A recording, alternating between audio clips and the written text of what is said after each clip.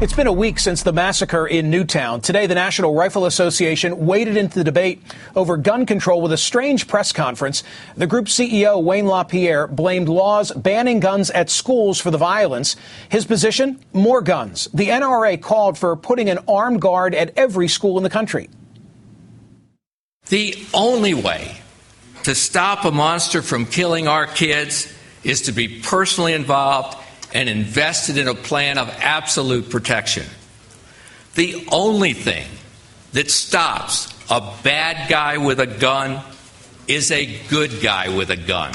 I call on Congress today to act immediately to appropriate whatever is necessary to put armed police officers in every single school in this nation, and to do it now. Exactly to train thousands of armed guards, and what would it accomplish? Would one armed person really have been able to stop last week's killer with his semi-automatic rifle and body armor? Steve Siebold is the author of the book Sex, Politics, and Religion, and MSNBC political analyst David Korn is the Washington bureau chief for Mother Jones magazine. Mr. Siebold, are you comfortable with what the NRA put forward today? Well, absolutely. I mean, this is the only answer.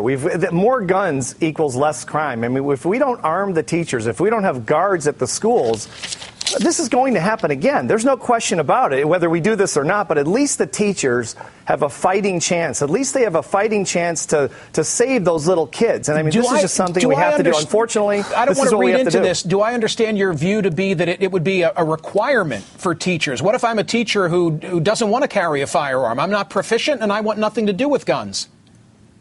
I don't want my kid in your class then, because my kid's in danger because of what's happening. I'll send my kid to another school where the teacher is willing. So to a young person today who's pursuing a career in education, maybe going to college with that desire because they want to school young people, they would also need to be trained and comfortable with the idea of carrying a weapon. Unfortunately, this is the world we live in. By that logic, this is not a panacea. One last thing, David. By that logic, then why not arm the students as well? Because the students are children. You don't arm children. You arm adults.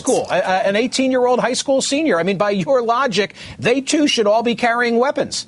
And the lunch ladies and the bus driver. No, but I think the college kids should be armed. Absolutely, okay. if they want to. They have the right to protect themselves. The government cannot protect us. They can't be everywhere all the time. David, the government, this is delusional thinking. Korn, it's difficult. It's such a complicated subject, and I hate to play into the soundbite mentality that this week has become. We're 5% of the world's population, and we've got 50% of the guns. You know, I think today the NRA planted a flag on Planet Bizarro. I hate to use a soundbite like that, but we have more guns in this country, and we have more gun violence in this country than any other Western industrialized nation. And they don't see a link, and in fact what they then say is, we need more guns, like our guest just said. That's the world we live in. No, we live in a world where everyone around the country has mentally deranged people. They have violent video games, violent movies, violent music, as we do, but yet they don't have the number of guns we have, and strikingly, oddly enough, they don't have the same gun violence that we do. I don't know why that point escapes Wayne LaPierre and our guest on the show tonight. Mr. Siebold, I feel naive. I really thought that today, because the NRA said they were bringing forth contributions, I expected the NRA to embrace universal background checks. I thought that the NRA might actually get out in front of a ban on military-style assault weapons. I don't think today's message played so well, which is what David is saying in Middle America. The problem is not the NRA. The problem is we're having the wrong conversation, as usual in this country. We should be talking about mental illness, not guns.